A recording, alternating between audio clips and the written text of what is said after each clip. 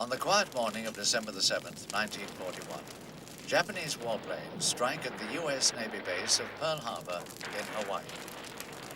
The attack catapults the USA into active involvement in World War II and wholly changes the course of modern history. Yet only a quarter of a century before, Japan was one of the Allied nations which were victorious in World War I.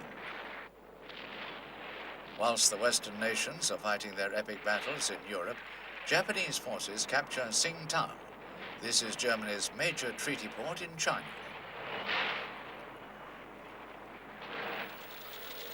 Japanese forces also seize the Marshall, Mariana, Palau, and Caroline Island groups in the Central Pacific.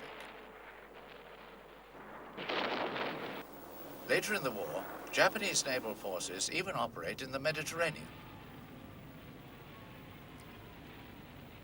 At the Treaty of Versailles, Japan is given the island group she took during the war. Japan is thus numbered among the major powers of the early 20th century, having emerged as a nation only 50 years before. In 1868, the Tokugawa shogunate is overthrown, and with it, feudal rule. The next year, the Meiji Restoration leads to the first real power for an emperor, Mutsuhito, after a gap of 250 years. Japan now starts to modernize its rural economy and looks actively outward to the rest of the world. The Sino-Japanese War of 1895 gives Japan control over Korea and Formosa. In 1904, Japan uses Korea as the launch pad for a war with Russia. Japan's victories, for the most part using weapons and tactics gleaned from Western powers, points the way to World War I. Since the Meiji Restoration, Japan's all modern things has been taught by the British people. That time, Britain protected Japan, particularly in the Russo-Japanese War. Japanese Navy's equipment of ship and artillery was all made by Britain in Newcastle. And the money for war was collected in London for Japanese war expense. At the beginning of the 1920s, Japan's empire is restricted to Formosa, Korea, and her Central Pacific Islands. At the same time, relations between Japan and Britain start to cool, and in 1922, the Treaty of Friendship is ended. The Japanese were deeply offended by the British decision under American pressure to terminate the Anglo-Japanese alliance. Japan felt that she had been recognized by a major Western power as a friend and had been a loyal ally, convoying British ships during the First World War. I was shocked and deeply distressed by what she felt was her rejection at the hands of her ally, Britain. The Washington Naval Treaty of 1922 is designed to stabilize the world situation. However, the treaty demands a ratio of 5-5-3 for the capital ships of the UK, USA, and Japan, respectively.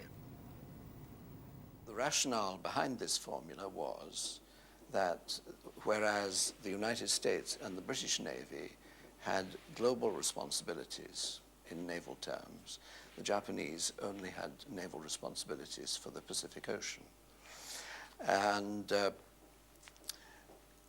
at Washington, this was disputed by the technical naval professionals, but the civilians ultimately had the upper hand and the treaty was ratified. The treaty leads to the large-scale scrapping of older tonnage. Other ships, which were being planned or under construction, are completed in a truncated form or as aircraft carriers. A key element in Japanese thinking in the 1920s is modernization. This is already taking place, in the process turning Japan from an agrarian to an industrial nation, but is now increased further. The country's infrastructure, particularly in the cities, is extensively developed. One of the last vestiges of feudal Japan is the retention of several systems of currency. A national currency is now introduced to improve financial life as well as enhance national unity. In combination with higher levels of literacy and numeracy, financial reforms pave the way for the rapid expansion of modern business and financial methods. This opens the way for Japan to compete more effectively in world markets. This is supported by the telephone network, which is modernized and expanded dramatically.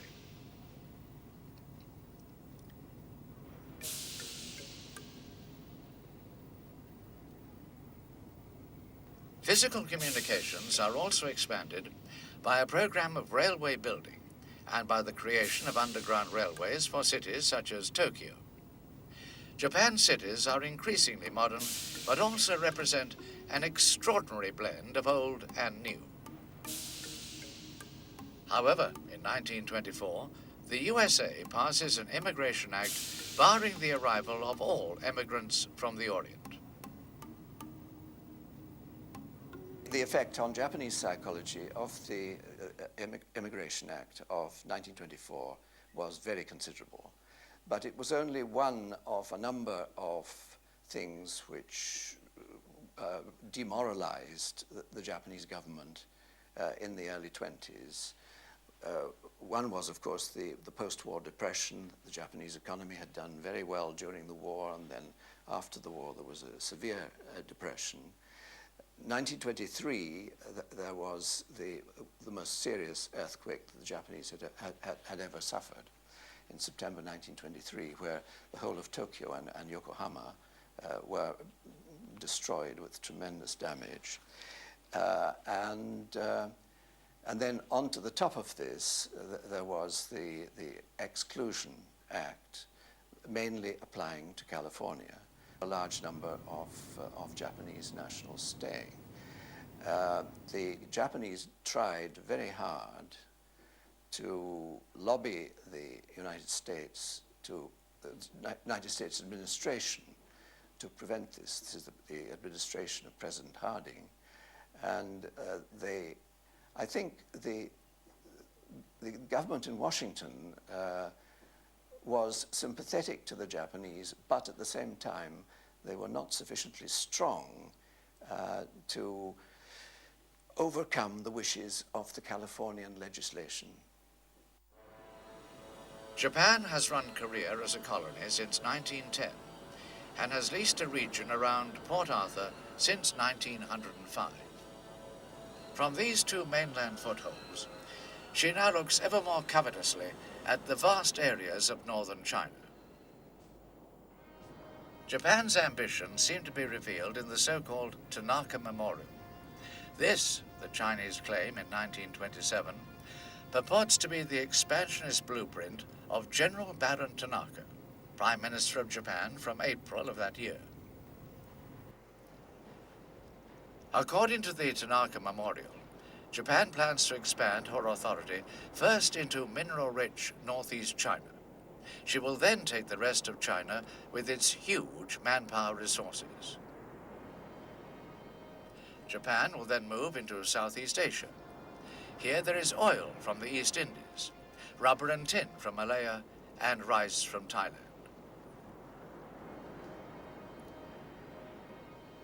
With Southeast Asia secured, Japan will then strike west through Burma to seize the huge prize of the British possessions in India and the oil fields of Iraq. Further expansion will then be directed south from the Philippines and Southeast Asia to capture Australia and New Zealand. In the final phase of her expansion, as ordained in the Tanaka Memorial, Japan will turn east and hook north and south across the Pacific to mainland USA. Thus, the all-powerful Japanese empire will extend through a series of military conquests from India to the USA and from the Russia to New Zealand.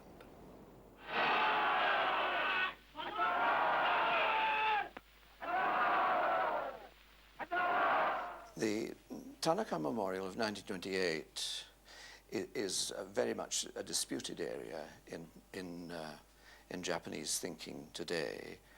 One has to remember that in the 1920s and 1930s, you come into the area of what I call Dr. Goebbels, in other words, of state propaganda, which is churned out in order to win over public opinion.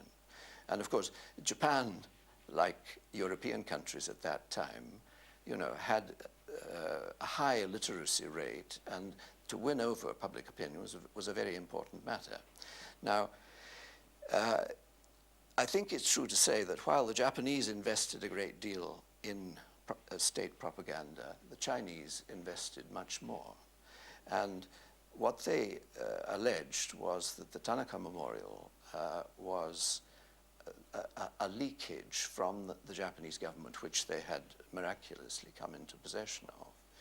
And the Japanese cannot now find anything, any document which resembles what the Chinese presented as the Tanaka Memorial. Tanaka, of course, was the Prime Minister of Japan. He was a former general, and he presumably had considerable expansionist ideas, but the actual memorial, in the view of Japanese historians, is fraudulent. There may be parts of it which were, you know, based on documents which had come into the possession of the Chinese, but there is no such thing that is known in Japan as the Tanaka Memorial. The Tanaka Memorial has a profound effect on American views of Japanese expansion. It will later be used in her own propaganda war.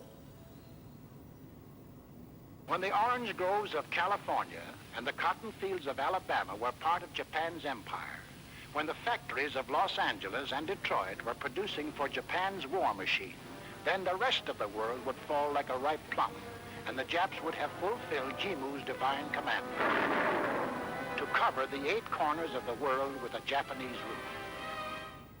Japan is now pushing for naval expansion. Now, during the course of the 1920s, the climate in the Japanese Navy came and they began to insist that Japan had global responsibilities and therefore she must have equality with the other navies. And that was firstly introduced at the London Naval Conference of 1930, and again this was put forward at the London Naval Conference of 1935-36. And eventually, since the other powers did not agree to complete equality, the Japanese left the London Naval Conference and, in fact, was no longer restrained in what she could build. And so from 1937, she was free to build without any upper limit. President, I have the honor of handing you the London Naval Treaty. Japan's first major step in imperial growth is China, the second largest nation on the earth after the USSR. China appeals to Japan because of her raw materials and her huge population. This will serve as both a source of labor and a market for Japanese goods. China is ill-prepared to resist Japanese aggression. In many respects, she is a nation in name only, for the area of China embraces a host of cultures and languages, often under independent warlords. The creation of modern China begins in 1911 with the overthrow of the dynasty of the Manchu emperors and the declaration of a republic. Sun Yat-sen is the Republic's ablest leader, and he oversees the beginning of an ambitious program to unify and modernize China. Higher education is a high priority. Local resources are expanded and modernized, and the ablest students are sent to Europe or the USA to expand their horizons. A program of urban renewal is inaugurated under the auspices of newly trained architects. Science becomes a high priority. Medicine, in the widest sense of the word, is developed and expanded in scope. Compulsory education is introduced. Sun Yat-sen dies in 1925 and is replaced by Chiang Kai-shek. Chiang's priority is to unify China by defeating first the warlords and then the communists. Old industries hold back the economy, as does a wholly inadequate transport system. A major effort is undertaken to modernize and expand the railway network, and to link other regions and the main elements of the railway with durable roads. These changes make it feasible to begin the exploitation of long-neglected sources of raw materials, boosting China's growing industrial base. The major factor most difficult to improve is the Chinese army, despite the influx of German officers and training methods. Many local commanders are unwilling to integrate into a central command. In Japan, growing militarism and internal pressure make plans for full expansion into Manchuria a priority. Once her position in Manchuria has been consolidated, Japan will then commit her army to further expansion into Chinese Mongolia. These plans are based on the steady development of the Japanese forces in general and of the army in particular. Throughout the 1920s, the Japanese army has been steadily improved in capability. This has been provided by modern tactics and weapons, particularly armor.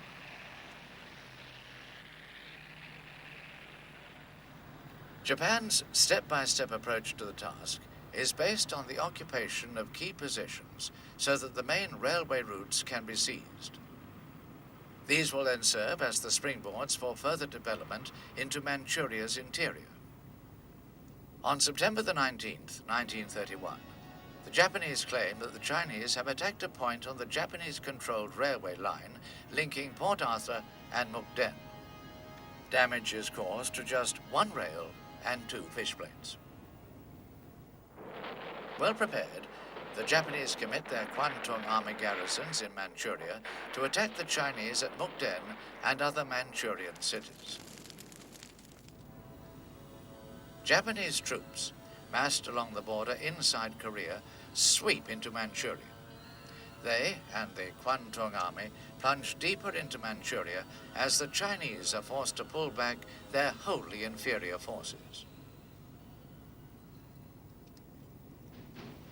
Helped by the dislocation of the Chinese army, Japanese forces take over more and more towns and cities.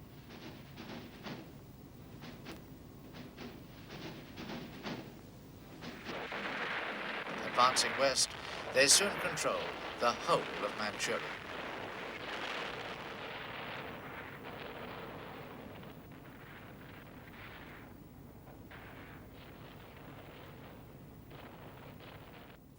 Japan becomes more confident, self-confidence, not relying to other countries, but they can do it by themselves.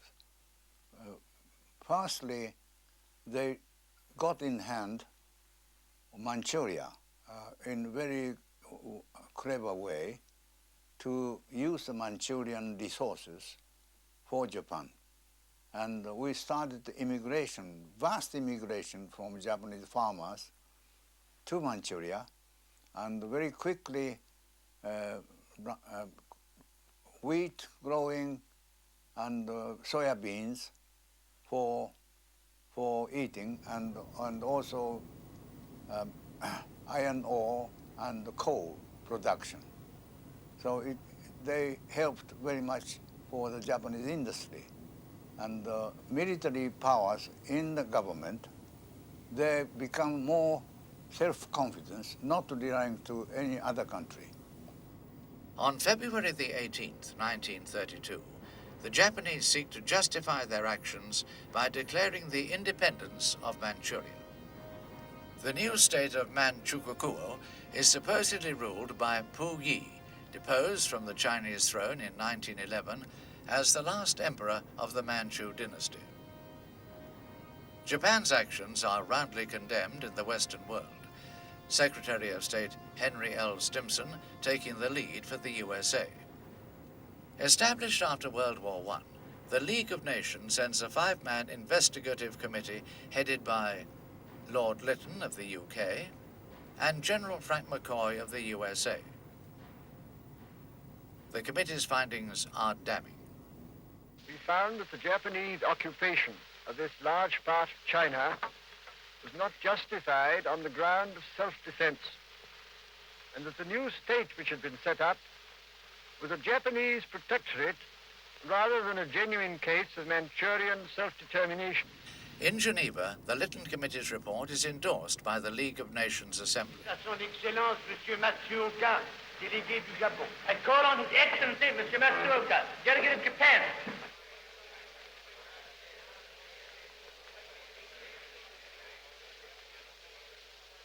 It is a matter of common knowledge that Japan's policy is fundamentally inspired by a genuine desire to guarantee peace in the Far East and to contribute to the maintenance of peace throughout the world. Japan, however, finds it impossible to accept the report adopted by the Assembly. On May the 27th, 1933, Japan pulls out of the League of Nations, which is revealed as a completely toothless organization. This may be seen as the effective end of the world's first attempt at collective security, and also as a green light to others considering territorial aggression. Meanwhile, Japan continues to consolidate her position in Manchuria. She seizes control of Chinese-owned railways and continues to develop the regional rail network. This will provide her with strategic lines upon which to move troops rapidly for further military operations. This also allows a ready exploitation of Manchuria's resources of raw materials and agricultural land. Finally, it facilitates the arrival of Japanese machinery for the development of local industry close to the raw materials on which they are dependent.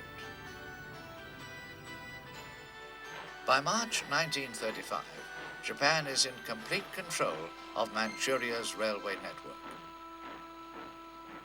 Yet this is only the first phase in Japan's plans for Asian dominance. South of Manchuria lies China proper, with its vast areas of rich farmland and its raw material to fuel the growing prosperity of Japan. Now, fearfully, China boycotts Japanese goods. The Japanese reply with savage naval bombardment and occupation of Shanghai, which is retaken by the Chinese army. Between January and March 1933, Japanese forces seized Johor, a province of Inner Mongolia. The pretext is a Japanese claim that Johor is really an integral part of Manchuria. By 1933, it is clear that China's geography, fortifications, and people cannot yet hope to check Japan's advance. Where now will territorial ambitions take Japan's forces? Japanese advances on the Asian mainland must be seen within the context of a wider world arena. The rise of the autocratic state and militarism is therefore not a peculiarly Japanese phenomenon. Late in 1922, the world's first fascist state emerges in Italy under the leadership of Benito Mussolini. In a 2-year reign of terror, the fascists consolidated their hold on Italy. Farther north, a similar process in Germany sees the rise of the Nazi Party. Under the leadership of Adolf Hitler, the Nazis gain power in 1933. They immediately begin to remold Germany into a one-party state with vast territorial ambitions. Japan does not have an overtly military government, but the army and navy are in effect states within the state. The two services can largely dictate the nature of domestic politics.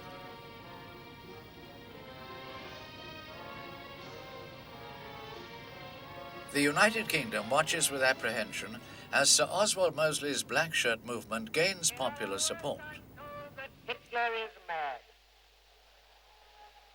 Well, I've got another view myself. In France, there is also an extreme right-wing movement which causes grave concern to the government through its violence and anti-Semitism. Even the Atlantic Ocean is no check to the spread of extreme right-wing politics. Large Nazi-inspired rallies are held in venues such as Madison Square Gardens in New York City. They're held by the German-American Bund, headed by Fritz Kuhn, and support the policies of Nazi Germany. Even here, dissent is handled in the way taught by the street fighters of the Nazi Party. All these right-wing movements find support because of the world economic recession of the period. President Franklin D. Roosevelt of the USA sees the way forward in his New Deal program. Legislation balances the power of employers and employees. A large program of civil construction finds work for many of the unemployed. Federal infrastructure programs provide employment and give the USA new roads, bridges, schools, and dams incorporating hydroelectric plants.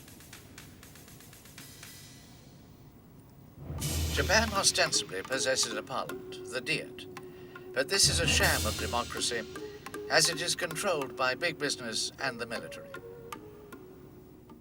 Gradually, in the 1930s, the Japanese, the political power in the country tended much more to go towards the armed services and away from the Diet. The cabinets of the day were, to some extent, in the hands of people either right-wing or favorable to the army and navy. How it worked was that if a politician wanted to get the upper hand over some of his rivals, he would very often forge an alliance with the army or the navy or a group within that in order to improve his position. There was a convention that the appointment of the army minister and the navy minister depended on the approval of the army high command or the naval high command. And this meant that when a civilian prime minister was forming a cabinet, he really had to get the approval of the army and navy, otherwise he couldn't fill the two critical portfolios in his cabinet. And this gave the armed services a tremendous power over the policies followed by cabinets. Junior officers in the Japanese army, and the navy is separate, but in the army, junior officers came through the ranks and were largely people from peasant or farming backgrounds. These had been the people who had suffered in the Depression from 1929 through to 1932, when the rice price had gone right down and when so many farming families were in difficulties that they had to send their daughters to prostitution in the major cities. And there was a great deal of radicalism among junior officers. Moreover, junior officers were, if you like, cocooned.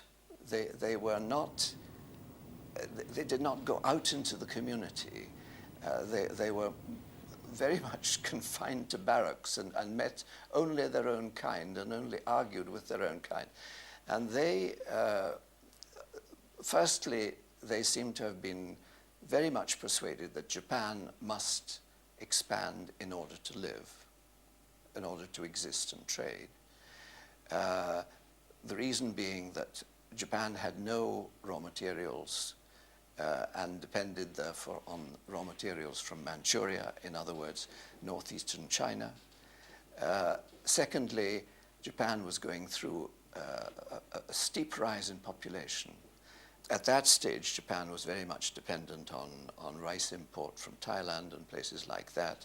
And there was a strong case, most Japanese thought, for population expansion and colonization in Asia, Korea, and Manchuria. Nowhere is the radicalism more strikingly evident than in the emergence of assassination as a political weapon. Special interest groups, as well as fanatics, are only too ready to kill political opponents.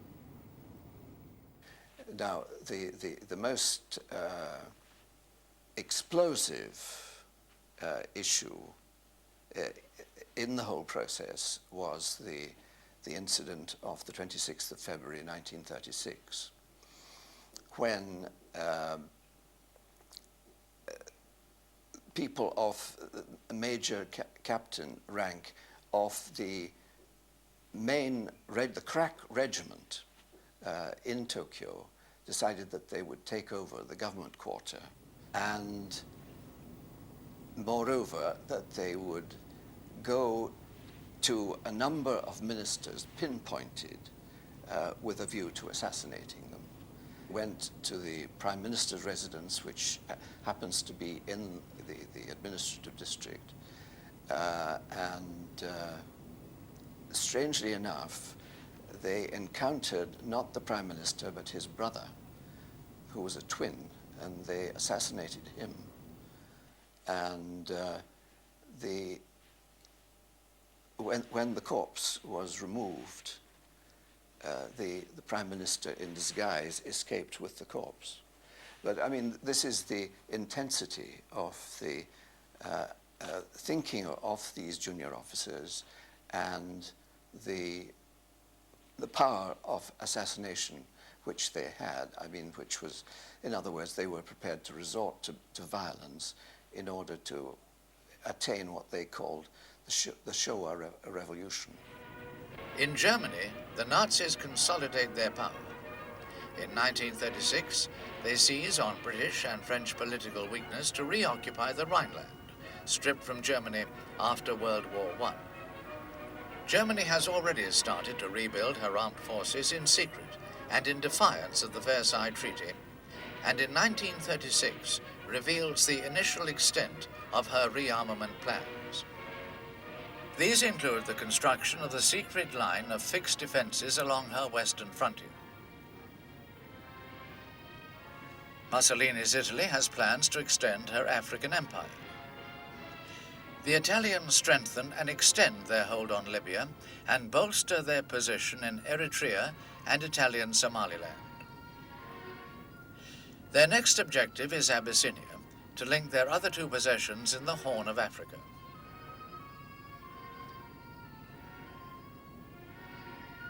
Ruled by the Emperor Haile Selassie, Abyssinia is in essence a medieval country. She has little infrastructure and an army equipped with generally obsolete weapons, despite the presence of a Belgian mission since 1928. In October 1935, Italy breaks the so-called 20-year friendship treaty, and her forces advance deep into Abyssinia. Using the full panoply of modern war, the Italians overwhelm fanatically courageous but tactically inept Abyssinian defenses. The Italian forces make extensive use of advanced weapons such as armored fighting vehicles, mechanized transport, artillery, aircraft, and machine guns. By May 1936, the war is effectively over, and 4 days later, Italy annexes Abyssinia. Italy's actions are condemned by the League of Nations and virtually every member of the international community. Without a declaration of war and without warning or justification of any kind, civilians, including vast numbers of women and children, are being ruthlessly murdered with bombs from the air. However, despite increasing examples of territorial aggression by the dictatorships, many in America want to remain isolationist. Encouraged by the Western powers, inactivity in the face of German and Italian aggression, the Japanese once again move against northern China. This renewed attack starts in July 1937 as the so-called China Incident. The full-scale Japanese invasion makes quick progress in the north, where Peking and Tientsin soon fall. The Japanese soon control most of the area north of the Yellow River. On August the 8th, 1937, the Japanese open another front with an assault on Shanghai, a city with a population of 3.5 million. As they have done 5 years earlier, the Chinese resist with unexpected resilience.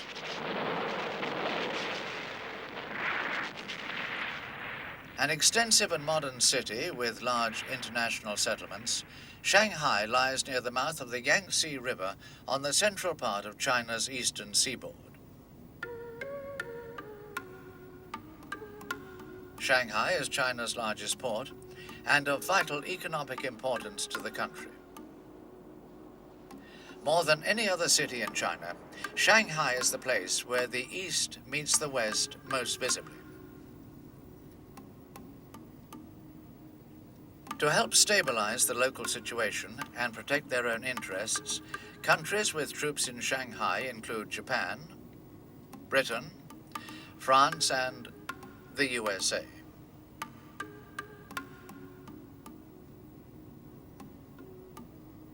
These forces are quartered in the international settlements.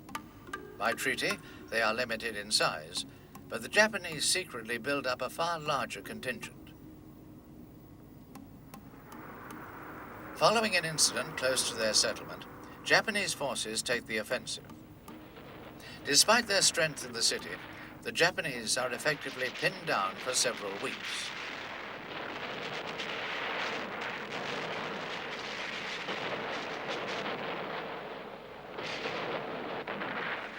The Japanese are finally pushed back by the Chinese army.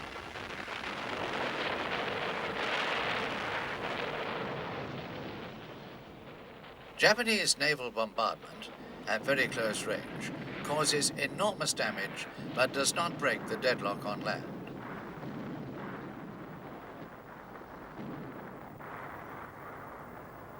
After 2 months, the Japanese commit additional forces in amphibious landings on the banks of the Yangtze. They then attack west towards the city. To the south, at Hangzhou Bay, the Japanese land a further 2 divisions.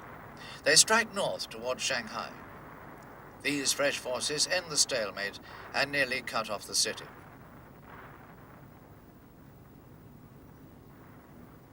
The Chinese have lost about half of their strength in and around Shanghai and start to fall back toward Nanking, the Chinese capital.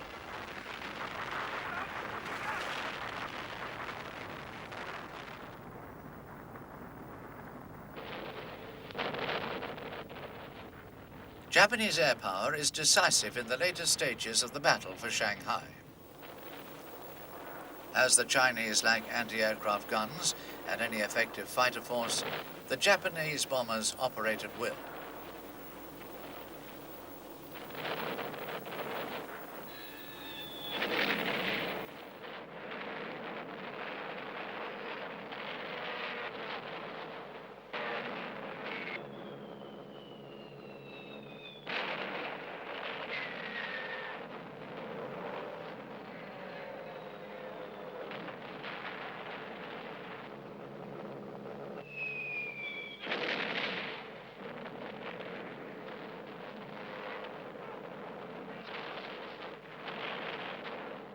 The Japanese bombing devastates the city. All who can flee into the safety of the international settlements, which the Japanese do not attack.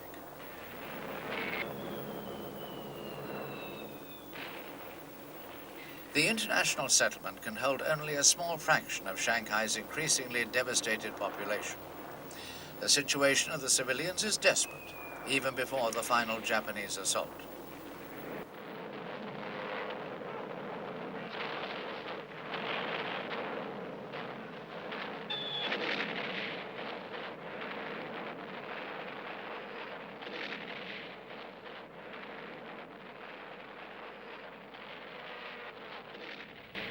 Japanese forces finally complete their capture of Shanghai in November 1937.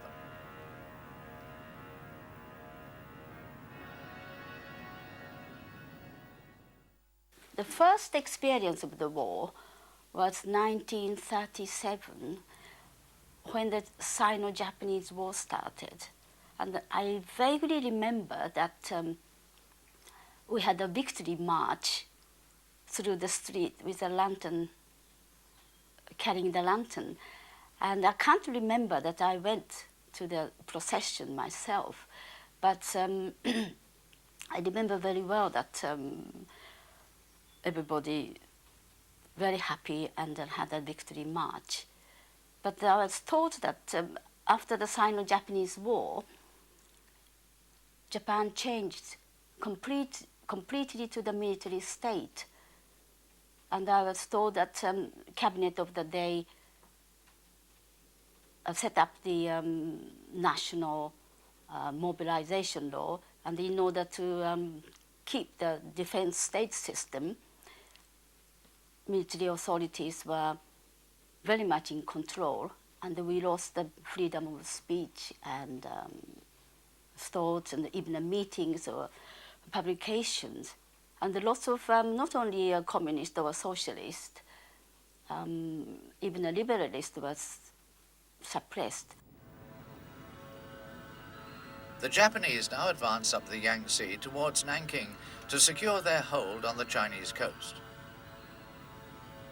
South of Nanking, on the Yangtze River, are American and British gunboats.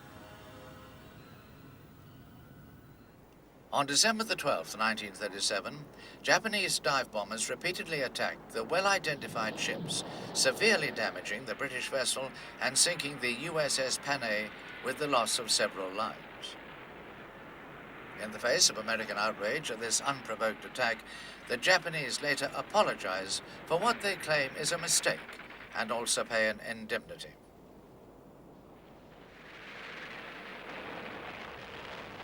Throughout November and the first part of December, the Chinese try to stem the Japanese advance on Nanking, but cannot check the better equipped and more ably led forces of the Imperial Japanese Army.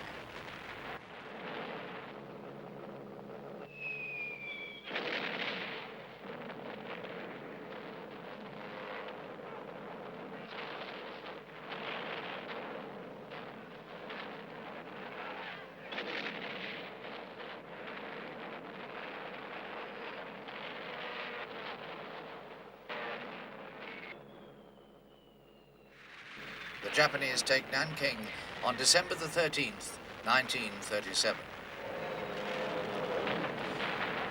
There follows the Rape of Nanking. In this, Japanese troops commit themselves enthusiastically for several days to an orgy of killing, rape, and destruction. The Japanese then press on westward.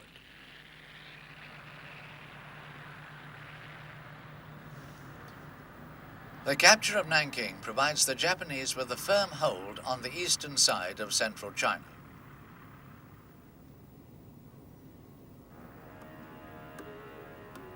With the fall of his capital and the virtual destruction of his army, Chiang Kai-shek and his generals must now take desperate measures. The plan is to continue the Chinese retreat toward the west. Territory will be traded for the time needed to evacuate local industry and rebuild the shattered Chinese army.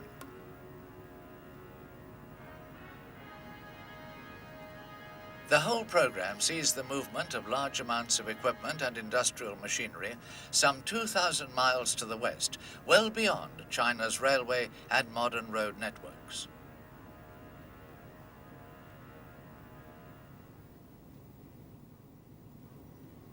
Part of Chiang's plan is a deliberate scorched earth policy to deny the advancing Japanese anything of value. The Chinese demolish anything that cannot be removed and also burn off large areas of land as well as blowing bridges and factories. Nothing will be left for the invader.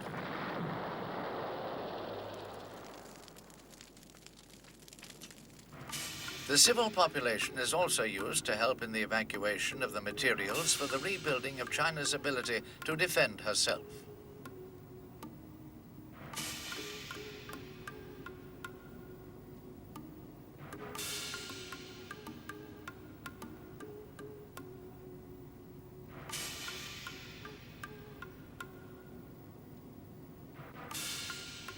Chiang establishes his new base area at Nanking in the upper reaches of the Yangtze River.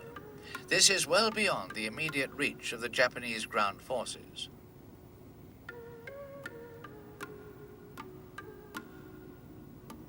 Here in the sandstone cliffs below the city, thousands of Chinese carve out sheltered caverns for the re-establishment of military industries.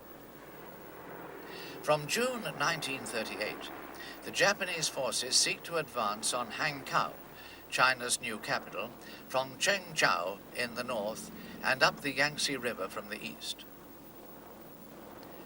The former advance is soon stalled, and the latter achieves its only goal in late October. At this stage, Chiang moves the capital to Chongqing.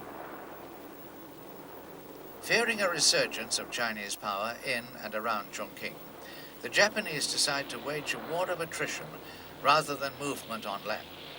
Chongqing and its growing industrial base will be obliterated from the air.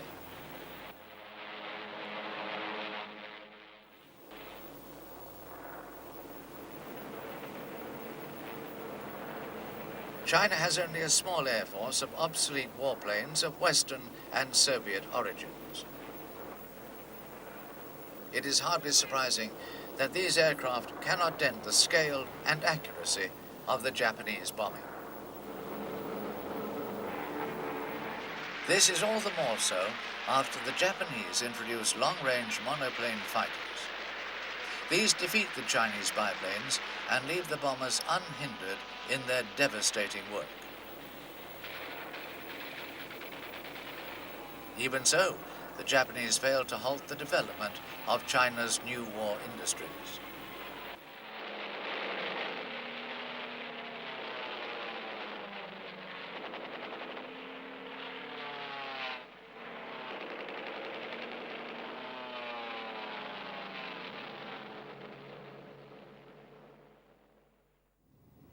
A partial solution to China's air deficiency is found in the American Volunteer Group, later nicknamed the Flying Tigers. Led by Claire L. Chennault, lately a captain in the U.S. Army Air Forces, the AVG begins to rack up a high ratio of kills to losses against the Japanese. The Japanese are now checked more by the huge size of China, which their limited forces are trying to take, rather than by armed resistance. Attrition, rather than a movement, now becomes Japan's strategy in northern and central China. China at last has the time to draw breath and plan the development of her forces.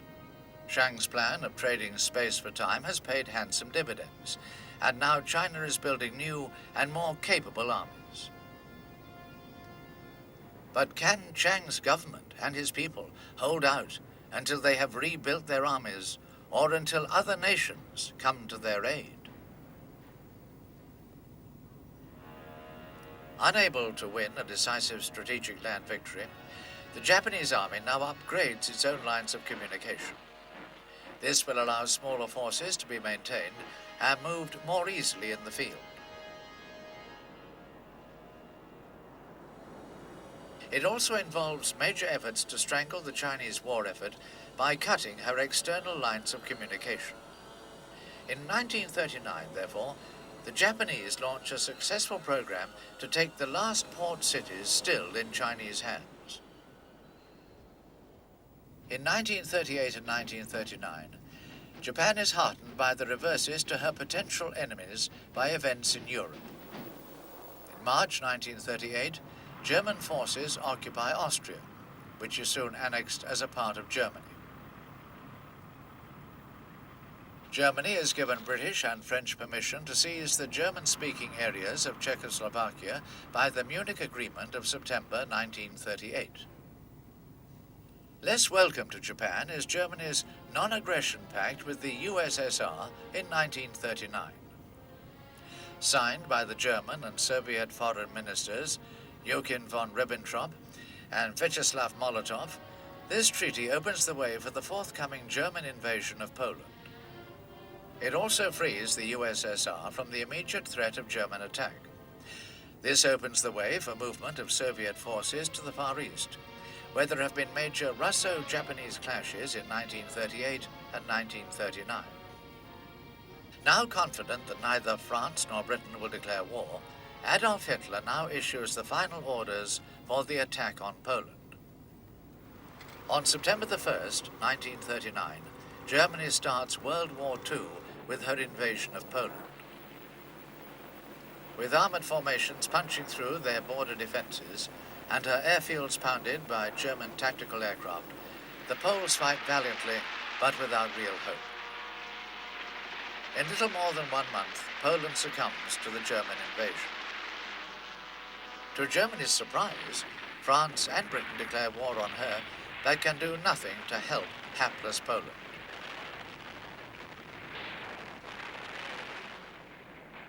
During 1940, the Japanese continue to consolidate their hold on large parts of eastern China. They also press on with the war of attrition and look for further means to isolate inland China from the rest of the world. With much of their army bogged down in China and unable to maneuver, Japan turns its attention to Southeast Asia. Particularly attractive is Malaya with its large supplies of tin. The Malay Peninsula also offers rubber in quantities exceeding Japan's total requirement, but Malaya is under British control. The Japanese army is saying, should we not expand into Southeast Asia? Since we cannot negotiate trade treaties, let us conquer these territories ourselves. And of course, the enemy which had to be contemplated was France in French Indochina, Britain in Malaya and Singapore, and the Dutch in Netherlands East Indies. There were definite reasons for hostility between Japan and Britain, but the Japanese argument is that between Japan and the United States, there were no territorial problems really, unless, you know, Japan attacked the Philippines, but Philippines meant less to the United States than Singapore meant to Britain. And so the United Kingdom was the main target of Japan's offensive thinking in 1940-41. The United States was not. And so the whole idea was that if only Japan could negotiate with the United States and prevent her entering the war, the way would be clear for an attack on the former colonial territories.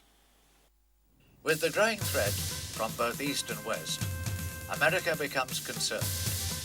In January 1939, President Roosevelt asked the Congress for $552 million to start a program of rearmament.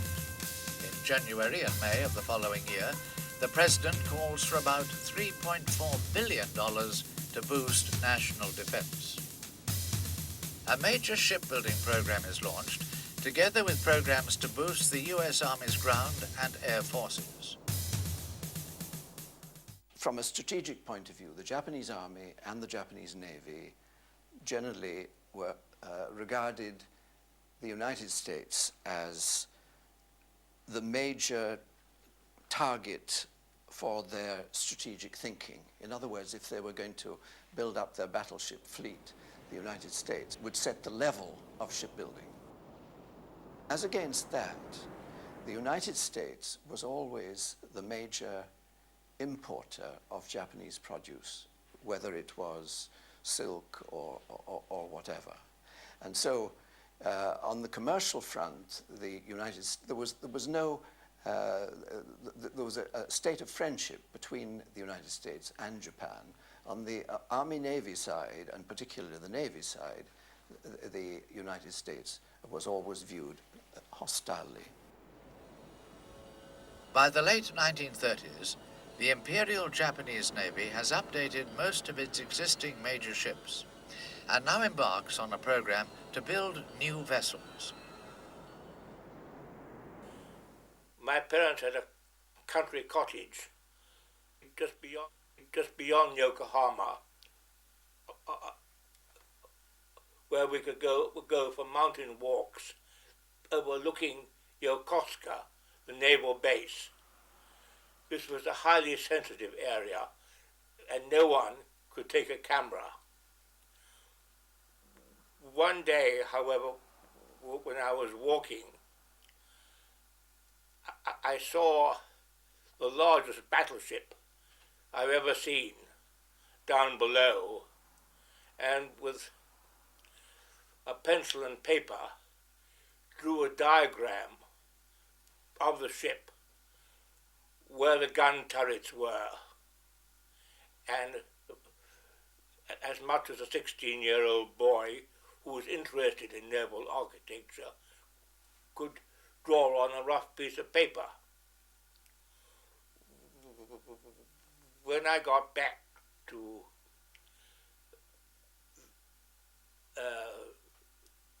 I showed this to my father, who was horrified and said, "Did anyone see you?" I said, "Not to the best of my knowledge." He showed the drawing to the naval attaché, who thought it was the first inkling we ever had of the powerful new Japanese battleship Yamato, and sent it back to the Admiralty. The next day, the chief of police, local chief of police, called on my father and said, "Oh, your son likes walking around here, doesn't he?" My father was very cagey, but said, "Oh yes, he loves your countryside, and it's so beautiful." The policeman replied, "This is very dangerous. We feel from now on he must be accompanied by a policeman."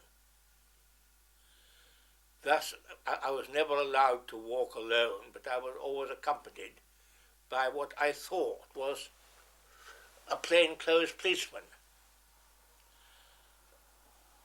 I used to love to take him rock climbing and try to lose him or get him wet. But our relations on the whole were very good. On the other hand, years later, when various British nationals were, including a bishop, were arrested, one of the fiercest interrogators turned out to be the very policeman who had accompanied me. Therefore, he wasn't an ordinary policeman at all, but a member of the Kempetai who was assigned to look after and see that I was not up to any more dangerous espionage, and also to try to get any information that he could from me. Further polarization of the world into democracies and dictatorships comes on September the 27th, 1940. On this date in Berlin, the Axis Pact is signed for Italy by Count Ciano, for Germany by von Ribbentrop, and for Japan by Subarusu Kurusu, the Japanese ambassador in Berlin. The pact demands mutual assistance in the event of any of the signatories is attacked and accords Japan primacy in Asia.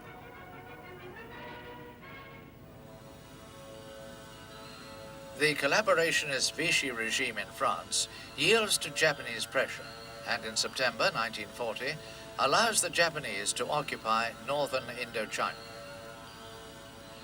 This allows Japan to sever the rail link between the port of Haiphong and Kunming in China. The arrival of Japanese troops in northern Indochina positions her to threaten Thailand and, in the long term, Malaya. Meanwhile, in Tokyo, there's a new Japanese government under Premier Konoye. My father's feelings about Prince Konoye were very mixed. He was a highly intelligent, very erudite man, but he was obviously a keen patriot, wanted to expand the influence of Japan, and therefore fell under the influence of the army, even though he himself did not want war. But he was often extremely weak when it came to any important time of decision, and would go to bed and be ill. The Japanese foreign minister is Yusaka Matsuoka. Matsuoka was foreign minister in the second Konoye cabinet, and Prince Konoye was obviously completely incapable of controlling him. Matsuoka believed that if he established a closer ties or alliance, which he did with Germany and Italy, it would frighten America and stop her from coming in the war. Thus, he was responsible for signing the tripartite pact, which really drove Japan much more closely into the German pocket, and at the same time didn't frighten America as he thought it would, but infuriated them. The Japanese army, at the request of the Vichy French government, invaded southern Indochina and was thus poised directly for an attack on Malaya. For the first time, America took an active part, and it was agreed that America, Britain, and Holland should freeze all Japanese assets. Holland was vital because Japan got all her oil from the Dutch East Indies.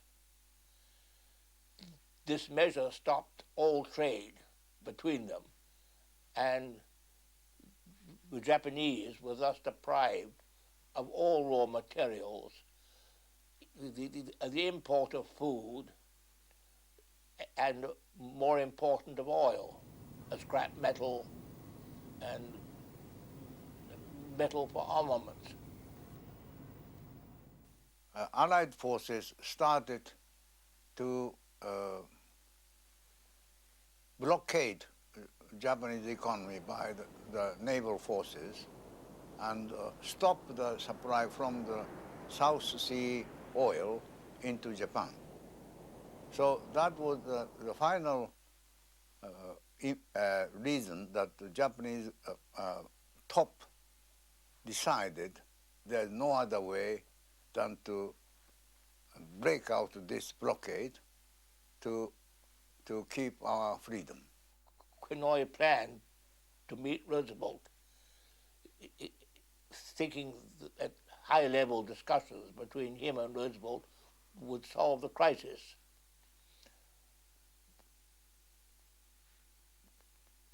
Unfortunately, the news got out in the press. Hanoi lost face and had to resign. He was succeeded by his war minister, General Tojo, who was a militarist of the worst order, of the most dangerous order, and had the combined positions in the new cabinet of Prime Minister and also Minister of War. Thus, he was all-powerful. But at the instigation of the emperor, an experienced diplomat called Kurusu was sent to Washington to help in the negotiations, which had hitherto been conducted by Admiral Nomura. Kurusu's proposal was that the Japanese army would withdraw from southern Indochina, keep a small garrison in China, in northern Indochina, provided Britain and America were prepared to raise the sanctions. My father felt that this was a vitally important proposal. I will read his comments on this from his later report.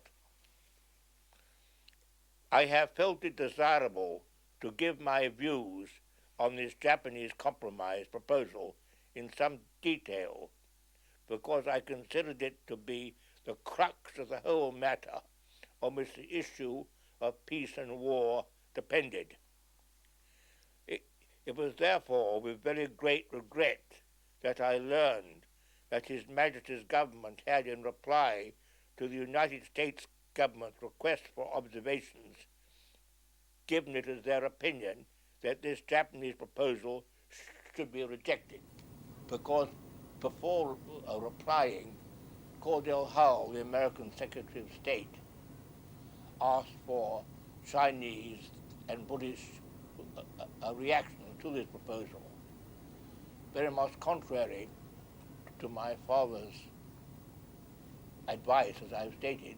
The British urged a rejection, and so, of course, did the Chinese, because I think both countries wanted to involve America in the war and possibly a war against Japan.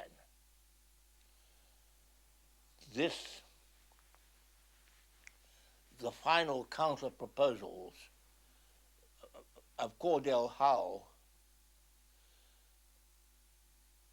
were that Japan should withdraw from the whole of China within 1 year. Not only Indochina, but the whole of China.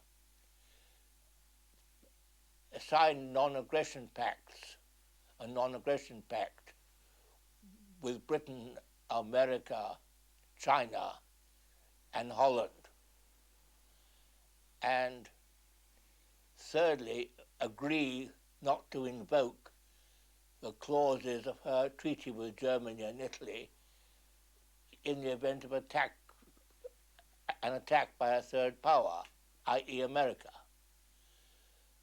Thus, Japan was faced with a proposal that my father was certain she could never accept. During the warnings, during the period when my father was warning against the danger of war if the negotiations in Washington were not successful, he received a telegram from Anthony Eden, the Foreign Secretary, personal to him, that you are playing the Japanese game of a war of nerves because we are certain that Japan is in no state to fight a major war at the moment. In other words, shut up. The unique nature of Japanese government plays into the hands of the militarists in 1941, for it allows the Army and Navy direct access to Emperor Hirohito. This allows the military effectively to bypass any civilian government.